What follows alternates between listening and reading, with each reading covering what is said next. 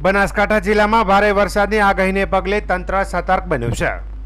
બનાસકાંઠાના પાલનપુર, થરાદ, વાવ, સુઈગામ સહિત ડીસા સહિત સમગ્ર બનાસકાંઠામાં ધોધમાર વરસાદ નોંધાયો છે। વરસાદ અને વાદળછાયા વરસાદને કારણે હાઈવે પર વિઝિબિલિટી ઘટી ગઈ છે। વાહન ચાલકોને વાહનોની લાઇટો ચાલુ રાખીને વાહન ચલાવવાની ફરજ પડી રહી છે।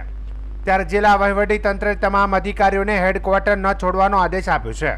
નદી કાંઠા અને ડેમના નીચાણવાળા વિસ્તારોમાં આવેલા ગામોને સાવચેત રહેવા સૂચના આપવામાં આવી છે। કોઈપણ કટોકટીની સ્થિતિમાં જિલ્લા અને તાલુકા કંટ્રોલ રૂમનો તાત્કાલિક સંપર્ક કરવા જણાવાયું છે। બનાસ નદી અને સીપુ નદીના સંગમ વિસ્તારની આસપાસના ગામોમાં રહેતા લોકોને વિશેષ સાવચેતી રાખવા સૂચના અપાઈ છે। તમામ તલાટી ક્રમ મંત્રીઓને આગામી 48 કલાક સુધી કોઈપણ સંજોગોમાં હેડક્વાર્ટર ન છોડવાની ખાસ સૂચના આપવામાં આવી છે।